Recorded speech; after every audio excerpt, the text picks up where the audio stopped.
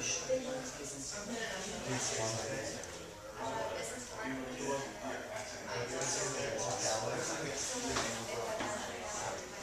right, let's go ahead and get this show on the road finally.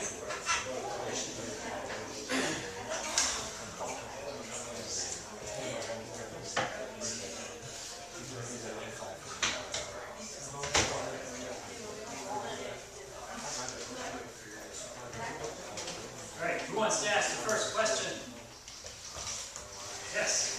You said with Wien's law and the Bowman's law, it says be able to do calculations with them. What do you mean by that? Yeah, so there's Wien's law and the Stefan-Boltzmann law. And what I mean by that is those are formulas. So in other words, Wien's law is the one that says F equals sigma times t to the fourth power. And Wien's law is the one that says that lambda of the peak is 2.9 times 10 to the 6 nanometer Kelvin divided by the temperature. So, one, be able to plug into those formulas. In particular, with the Stefan-Boltzmann law, I'm not really, so my intention is you won't need a calculator. Well, with that one, you would generally need a calculator if the question was one of trying to do something very explicit in terms of what is the flux when the temperature is such and such a value. But, on the other hand, I could ask you something like, what happens to the flux if the temperature doubles? So, I don't like the way this room is set up and that the screen is in the middle instead of over on the side, but it's not my room. So, Stefan-Boltzmann says, everybody see that F is sigma times t to the fourth. Can you guys on the side see what I'm writing there? Okay, so it depends on the temperature to the fourth power. So this is one of those deals where the rule is whatever you do to the temperature, you have to raise it to the fourth power to see what you did to the flux. So for example, if T increases by a factor of, let's say, 2, the flux increases by a factor of what? What would you do in that case? If I doubled the temperature, if I increase T by a factor of 2, what happens to the flux in that case? 2 to the fourth is how many times bigger it is, yeah. You take whatever you did to the temperature, 2, raise it to the fourth power, so it would be 16 times bigger as a result of it. So with this one, that's the kind of thing I want you to be able to do. Compare the temperatures. What did I do to the temperature? I have to raise that to the fourth power to see what I did to the flux. So that's for Stefan-Boltzmann. For Wien's law, let's see how tall I am here. For Wien's law, that's the one that says, yeah, I know I'm covering it, 2.9, the peak wavelength. So the wavelength there that the spectrum shows the brightest intensity, 2.9 times 10 to the 6 nanometer Kelvin divided by the temperature in kelvins. So one thing is, if it's a nice, easy number, you could plug it in and figure out, doesn't matter if it's easy or not, but in other words, I could give you a nice, easy number to plug in for T, for example, and then be able to calculate what the peak wavelength is in that case. I could also say something like, if I doubled the temperature, what would happen to the peak wavelength? So here, the temperature's down there in the denominator, so that means it's just a reciprocal. So if I doubled the temperature, the peak wavelength would be what? Times as big as it was before. Half as big as it was before. If I tripled the temperature, then the peak wavelength would be 1/3 as much as it was before, and so forth. The T is down there on the bottom, so whatever I do to it, I've done the reciprocal of that to the peak wavelength in that case. So that's what I mean by being able to do calculations with things. Be able to use the formula is what it comes down to. Remember that I'm not going to expect you to have memorized all those formulas. There's a formula sheet on the back of the exam.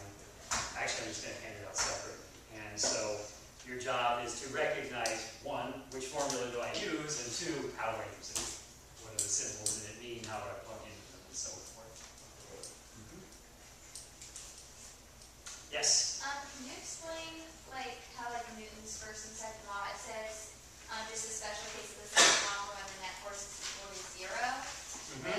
Why is that? Like, why is that? Yeah. Yeah. So so I don't have to erase that, I'm just gonna leave it go. I'm just gonna bring the screen up here. And then I am going to mute the projector so that I can just write here. Here in the number classroom. All right, so Newton's first law.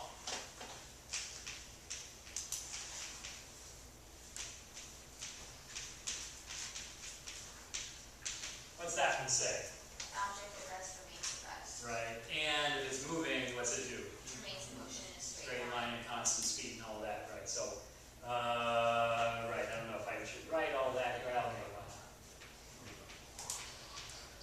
an object at rest remains at rest. And why am I doing this? Because I don't know. And an object in motion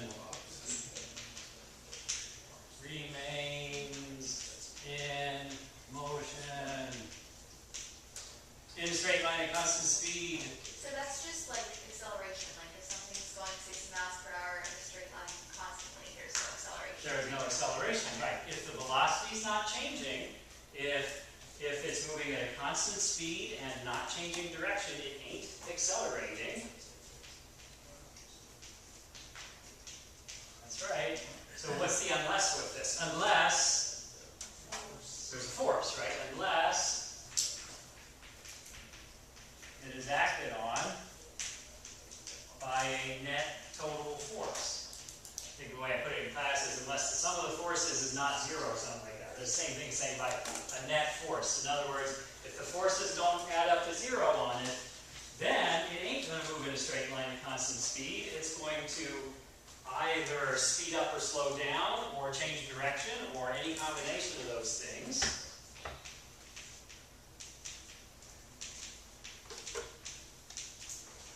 Newton's second law. The acceleration is the net total force on it divided by the mass. If, I'll get fancy and put arrows on it to say that those have both size and direction, magnitude and direction. If the net force is equal to 0, then what's the acceleration? 0 as well. But if the acceleration is 0, how is it moving? It's at a constant speed. It's moving at a constant speed, and also It's not changing. it's not changing direction. So if the force is 0, its acceleration is 0, but that means motion in a straight line at constant speed.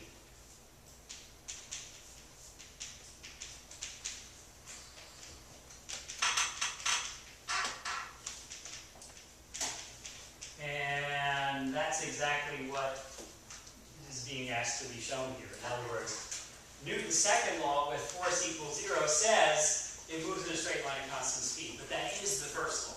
So Newton's first law is really just a special case of when the force is 0 of the second law.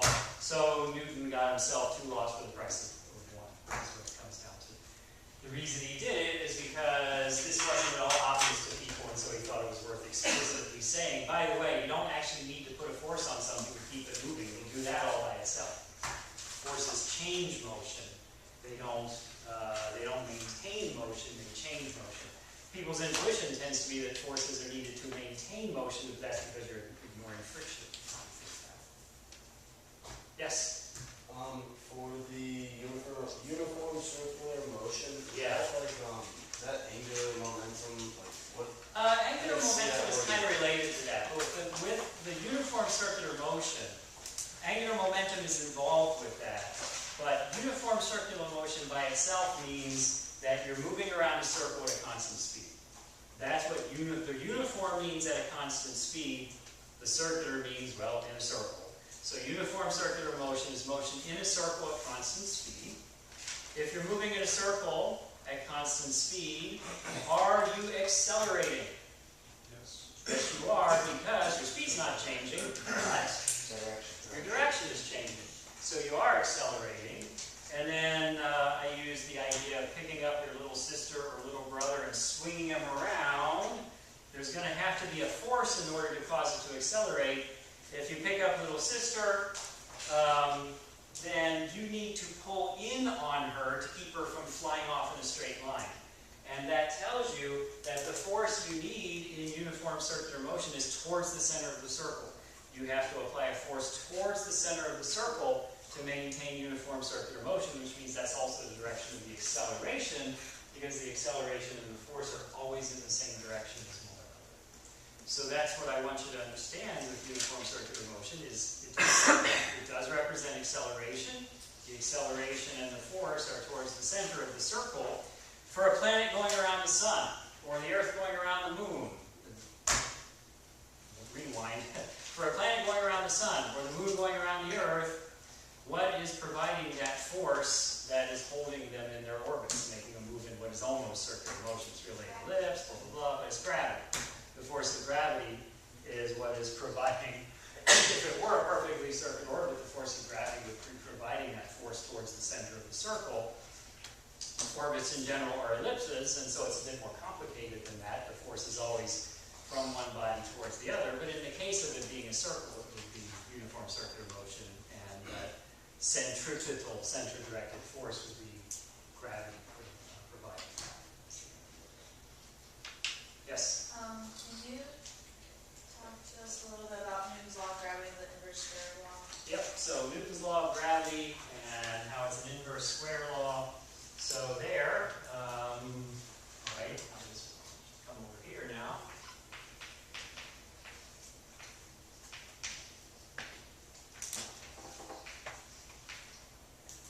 Force of gravity between two bodies, masses m1,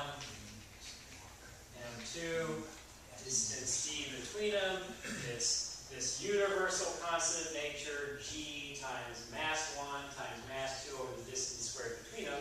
Following the principle that I don't intend for you to need a calculator, I'm not going to say body 1 is Earth with a mass of 6 times 10 to the 24th kilograms. Body 2 is something else. Calculate the actual force. I'm not going to have you plug in what g is, multiply it by what m1 is, multiply it by what m2 is, divided by the distance squared. What I want you to be able to do is, again, similar to what we were doing with these guys. In other words, understand what happens when you change mass 1, or you change mass 2, or you change the distance between them. That's what I want you to be able to do. So here, it's an inverse square law force. The inverse means that it's down in the denominator, the thing that gets squared. The squared means it's squared. The inverse square means it depends on the distance, it depends on the square of the distance, and it does so with that being in the denominator. That's the inverse square law business. And so, again, it's similar to what we have here. Because it's down on the bottom there, it's if you change d by some factor,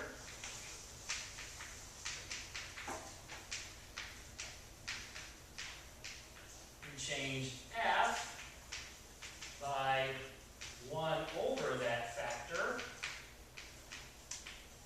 squared. Whatever I do to the distance, 1 over that squared is what I have done to the force of gravity. So, for example,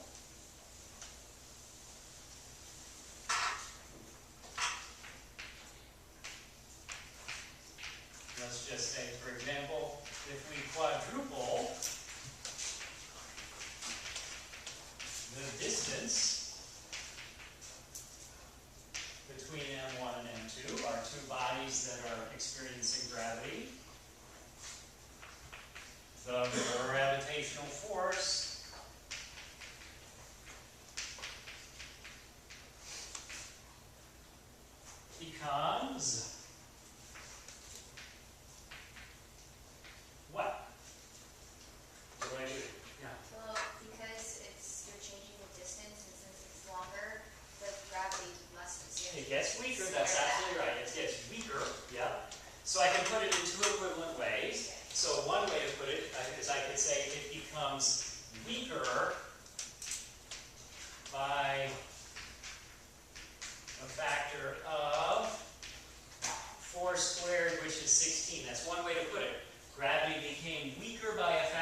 16. If I quadruple the distance up, I make it 4 times bigger, I have to square that, and that's how many times weaker the force of gravity is.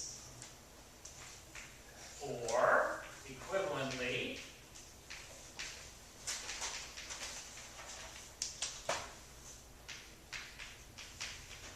F is only 1 over 4 squared equals 1/16 as large as before.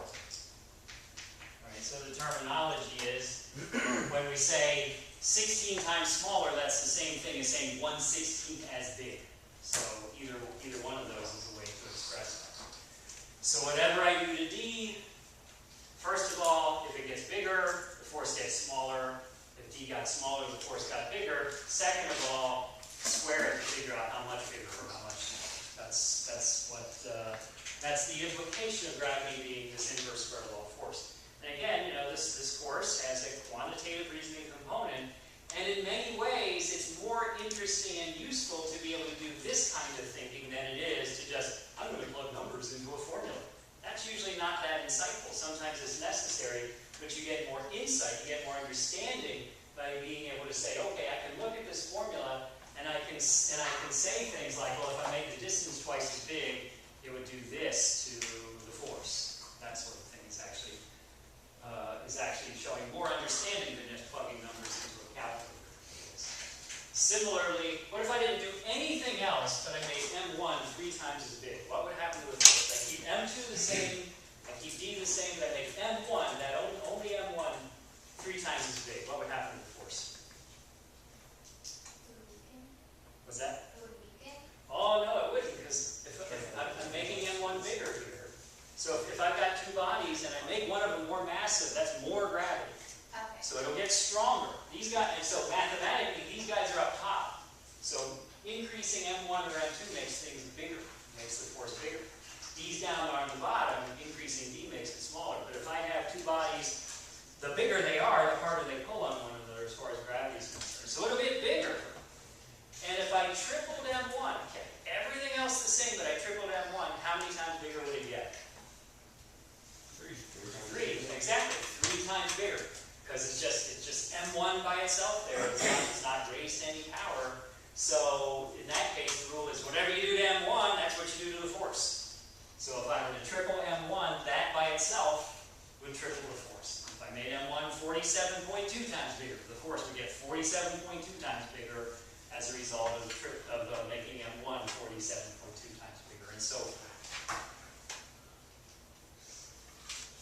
So first does anybody have any more questions about that? I should be remembering to say, any more questions about that before I go to the next one? Otherwise somebody might be like, oh, we're still on forever.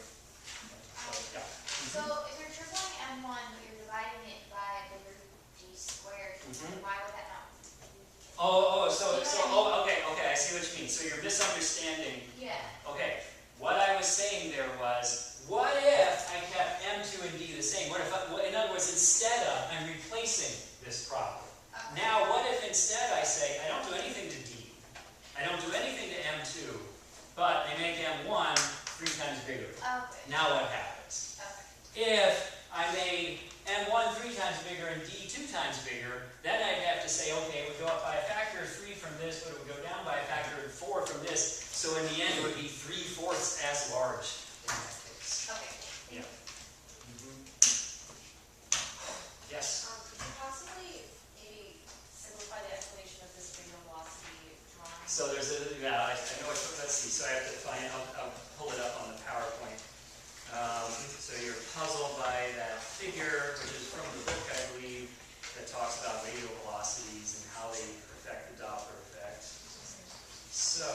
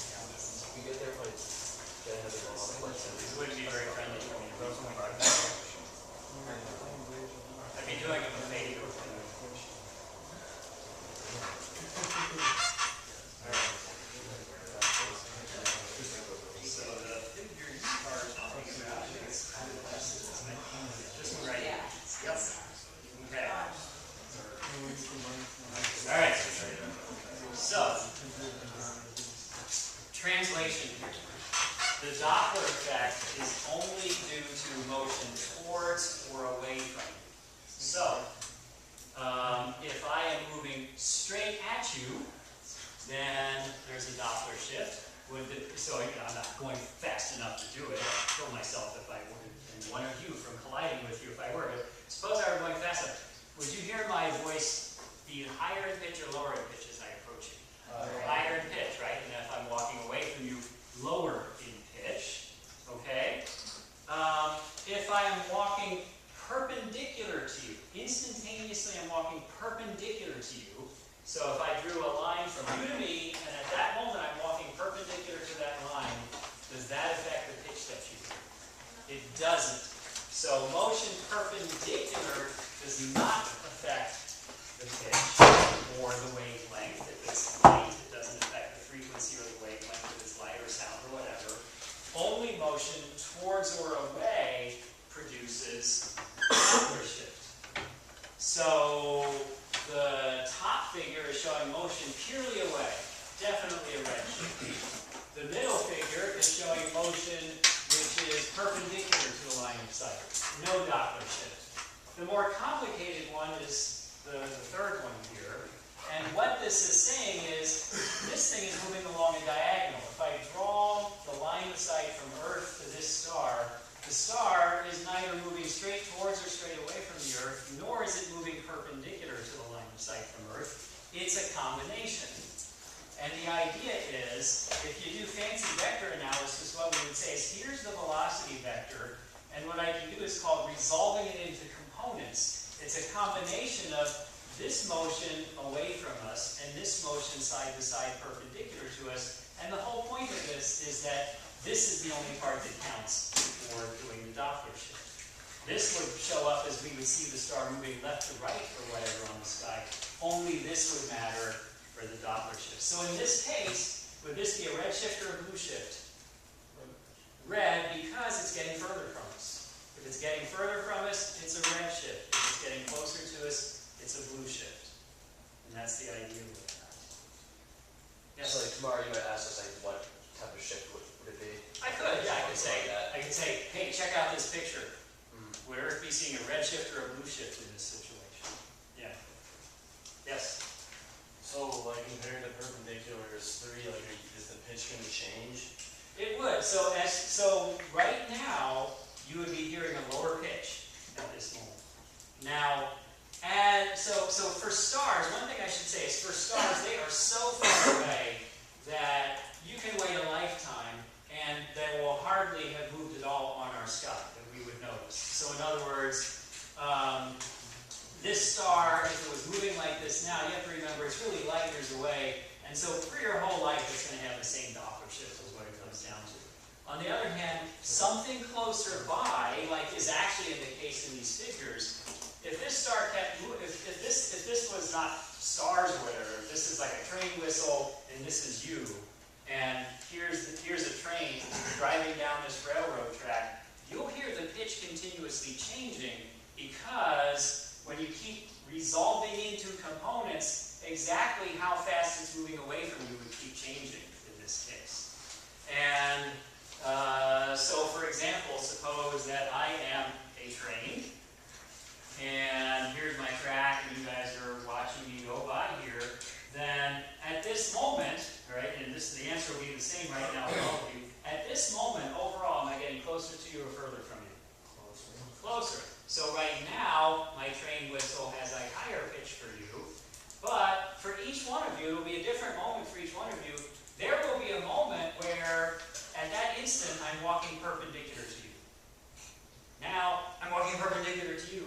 Now, I'm walking perpendicular to you. So you're all going to hear different things. At the moment for each of you, when I'm walking perpendicular to you, you'll hear the normal train whistle pitch. And as soon as I pass that point, you'll start to hear the pitch go down. Because now I'm starting to move away from you. Which is why trains, I can't do trains, race cars, which is why with race cars you'll hear, as it passes you, you hear the pitch change. So it's like, the part is when it's going from approaching you to being perpendicular to you to moving away from you. The stars are so far away that a star, strictly speaking, if this star is moving perpendicular to us right now, a moment later it's starting to move away from us. Stars are so far away that that would hardly matter at all. It's essentially perpendicular to us for a really long time. Yeah, not strictly speaking, but okay, instead of 90 degrees, after a few years, the angle's 89.99999 degrees or whatever. So with stars, they're so far away, it pretty much stays constant. But if it's closer to you, then you notice the difference. Yes? So interferometry. I'm sorry, say that again? Interferometry. Oh, interferometry. Okay, yes. So I understand why it improves the angular resolution, but why doesn't it have an impact on the light gathering power? Oh, it does. So you're talking about interferometry, where we take a bunch of telescopes and we combine their signals electrically, and it's actually rather complicated. It's an application of Fourier transforms mathematically. It's actually quite subtle how it works mathematically, but whatever. For us, what we want to know is that, do I even have an array here? Is this like a combination of radio? This is combining a bunch of radio telescopes. I don't even know if I have a picture of an interferometer, but you take a bunch of radio telescopes, spread out from one another. You can combine their signals with one another electrically, and by doing some mathematical processing on a computer, you can achieve a resolution, an angular resolution, which is as good as if you had a giant single radio telescope, which was the diameter of the distance of the telescopes apart from one another, the maximum distance of the radio telescopes apart from one another. So interferometry is a way to really greatly improve your angular resolution. And that's the main reason you do it. And then your question is, but doesn't it also improve the light gathering power? I'm guessing this is your question. Doesn't it also improve the light gathering power having two dishes instead of one? Is that what you're getting at, or am I just making up my own question for you? Yeah, so right. And the answer is, yes it does, but that's not the big deal. The reason to do it is for improving the angular resolution. The improved light gathering power is like, that's nice, but that's just a minor add. That's not the real reason to do it. I Yes? have a question off of that. So one of the concept quizzes for chapter 6, it talks about like an observatory X and an observatory Y. And the X has a 150-meter telescope, but the other one has 5 to 10 meters. Yes, right. So this is, yeah. Yeah, so I put that the observatory Y both detects dimmer stars and reveals more detailed images, but that's incorrect. Yeah, so, So why? yeah, just a minute here. So once again, let's bring this, let's bring the screen up again.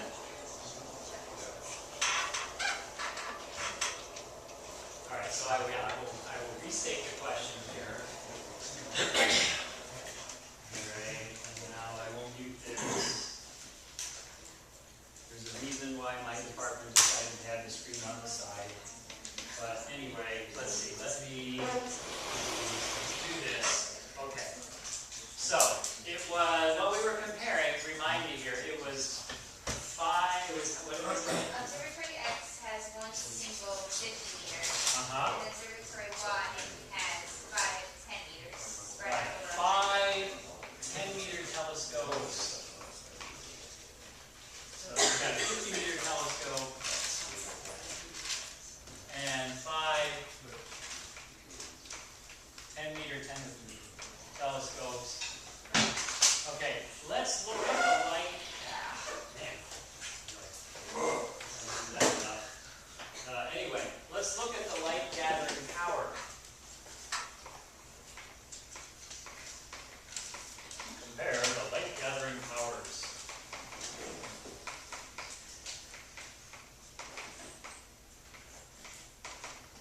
So, it goes like the area of the mirror. And the area of the mirror is pi over 4 times its diameter squared. So what's really important is the square of the diameter.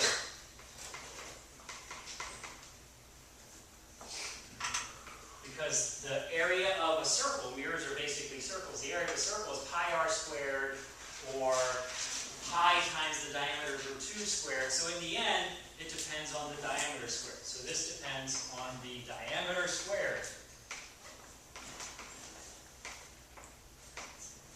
So for our 150 meter telescope, you get 50 squared. What's 50 squared? 50 times 50, which is 2,500. Yep, 2,500. 2,500.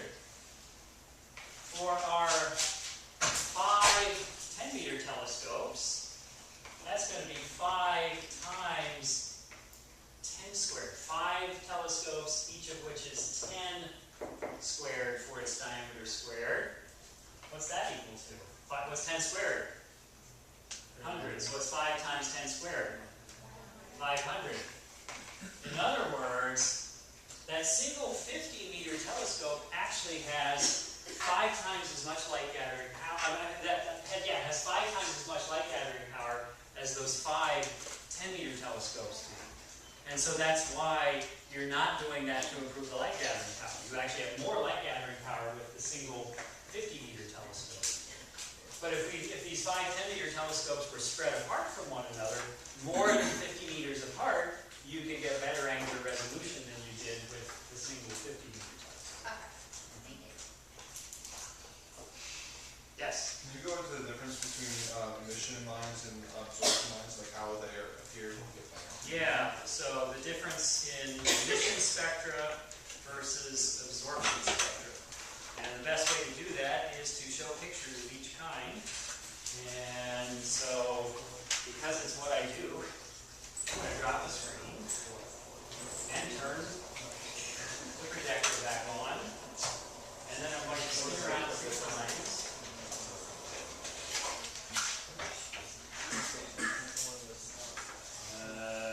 Lights. Okay, so these right here, these are all examples of emission line spectra, or in other words, you've got a bunch of bright lines on a dark background. So you're only seeing light of certain specific wavelengths. That's an emission line spectrum. On the other hand, here's an example. Here's side by side emission versus absorption. Top one is an emission line spectrum. The bottom is an absorption line spectrum, both for the element sodium in that case. An absorption line spectrum is dark lines on a rainbow of colors. Because an absorption line spectrum is one where some light is missing. It's been absorbed by atoms in between us and the source. Whereas an emission line spectrum, the source itself is the thing emitting certain specific wavelengths of light. So here's another example illustrated here. Here's an absorption line spectrum. Here's an emission line spectrum. On top is a continuous spectrum. What produces each kind? For a continuous spectrum, you want something like a hot, dense light source, like a light bulb filament, or a very dense gas will produce a continuous spectrum, or a liquid will produce a continuous spectrum. For an emission line spectrum, you want a cloud of gas that's hot enough to glow, and it has to be low density. If it's high density, it turns out it will produce a continuous spectrum. But a low density gas, like an interstellar nebula, or the gas in a neon sign light bulb, the bulb in a neon sign has a low density gas, it produces an emission line spectrum.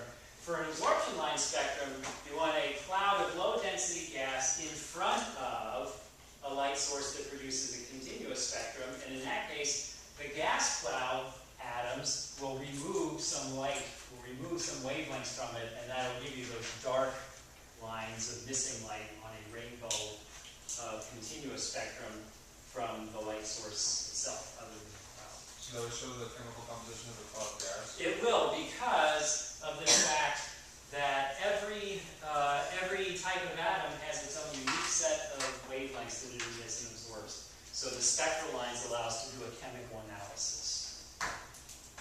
That's why we like them, because they let us figure out the stars and so forth.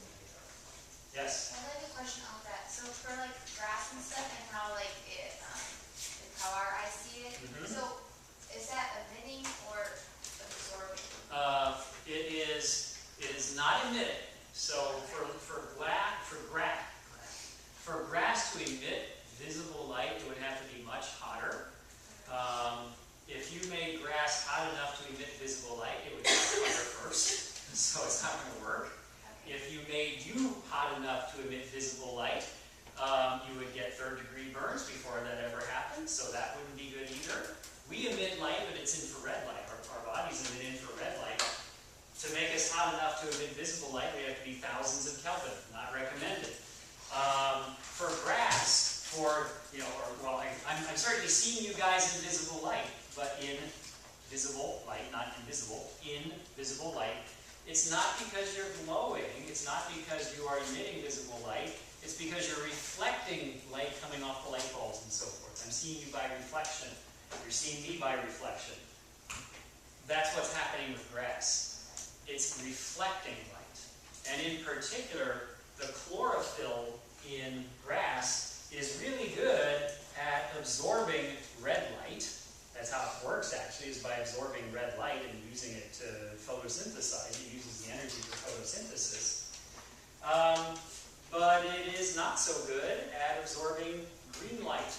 And so what reflects back to our eyes has a lot more green than it does red, and so it looks green as a result to our eyes. It's because it's reflecting primarily greenish light wavelengths towards us that it looks that color. But it's not individual spectral lines like that. It's a continuous range of colors that are tend to be greenish, basically. So for different items as well, like a red sweatshirt or something like that, so is it going to absorb and then reflect just the way So a red sweatshirt is good at reflecting red light and bad at reflecting other colors. It's good at reflecting red light and good at absorbing other colors of light. Okay. When you see things by reflection that are colored, they're good at reflecting colors that represent what you see, and they're good at absorbing other colors. Okay. Whereas a red light or a green light that's a traffic light, that's a little different. There, you got